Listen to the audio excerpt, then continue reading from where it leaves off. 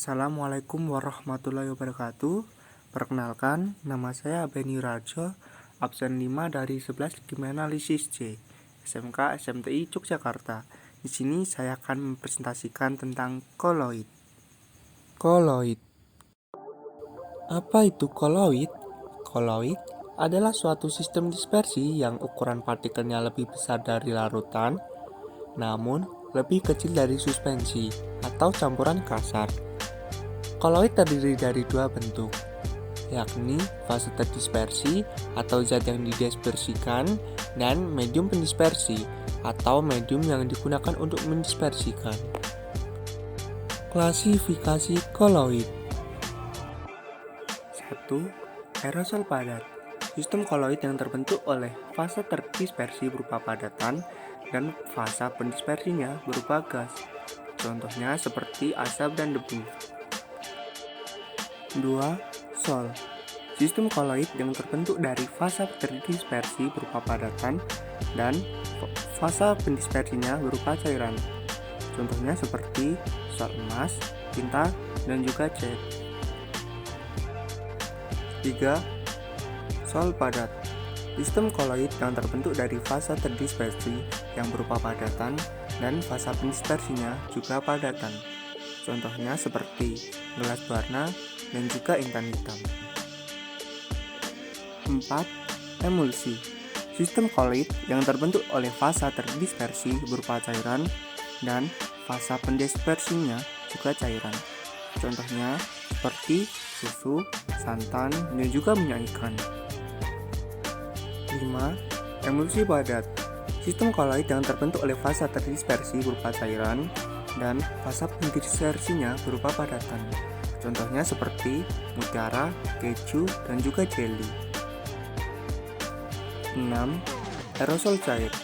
Sistem koloid yang terbentuk oleh fase terdispersi berupa cairan dan fase pendispersinya berupa gas. Contohnya seperti kabut, awan, dan air spray. 7. Buih. Sistem koloid yang terbentuk oleh fase terdispersi berupa gas dan fase pendispersinya berupa cairan. Contohnya seperti buih sabun dan juga krim kocok. Yang terakhir, buih padat. Sistem koloid yang terbentuk oleh fase terdispersi berupa gas dan fase pendispersinya berupa padatan. Contohnya seperti karet busa dan juga batu apung. Sifat-sifat koloid. Efek tindal. Ketika seberkas cahaya diarahkan kepada larutan, cahaya akan diteruskan. Namun, ketika berkas cahaya diarahkan kepada sistem koloid, cahaya akan dihamburkan. Efek penghamburan cahaya oleh partikel koloid ini disebut dengan efek tindal.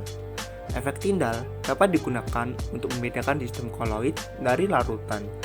Penghamburan cahaya ini terjadi karena ukuran partikel koloid hampir sama dengan panjang gelombang cahaya tampak, 400 sampai 750 nanometer.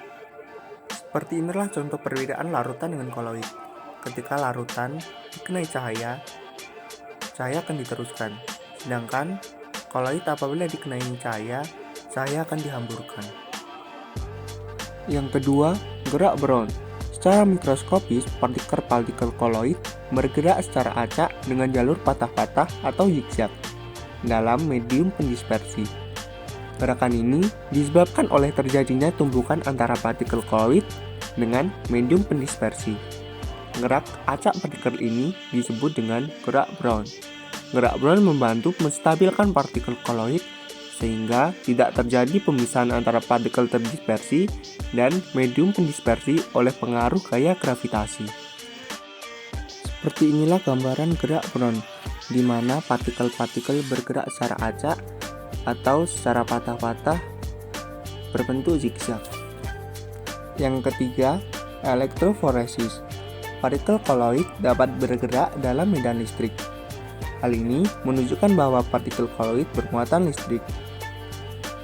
Pergerakan partikel koloid dalam medan listrik, di mana partikel bermuatan bergerak ke arah elektroda dengan muatan berlawanan ini, disebut elektroforesis.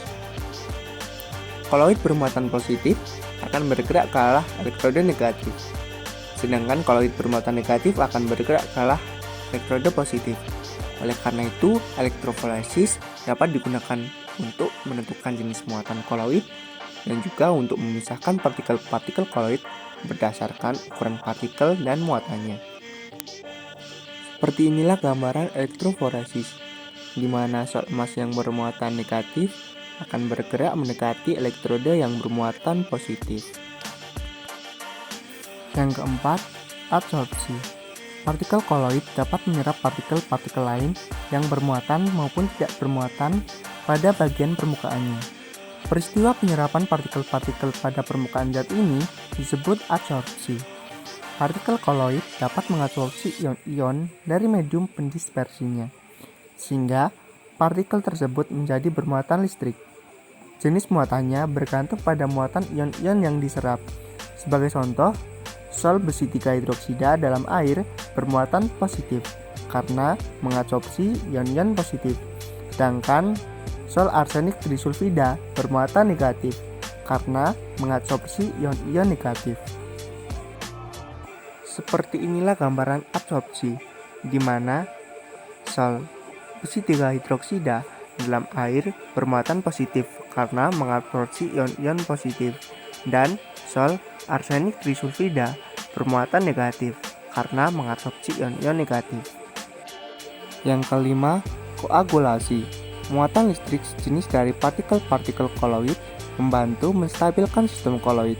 Jika muatan listrik tersebut hilang, partikel-partikel koloid akan menjadi tidak stabil dan bergabung membentuk gumpalan.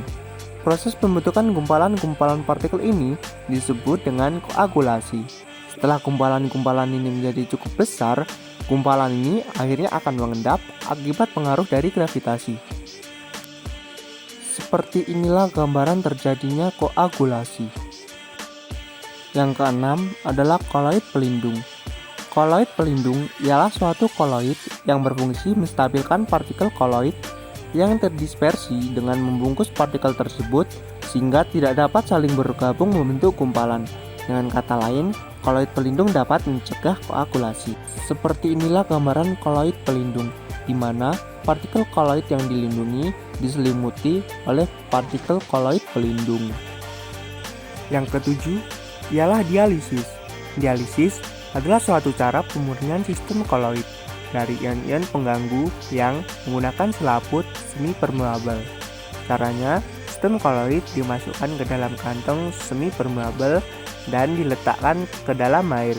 Selaput semi-permeabel ini hanya dapat dilalui oleh ion-ion, sedang partikel koloid tidak dapat melaluinya.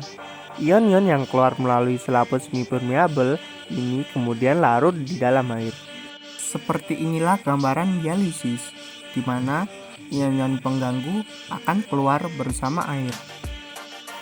Terakhir, koloid liofil dan liofob.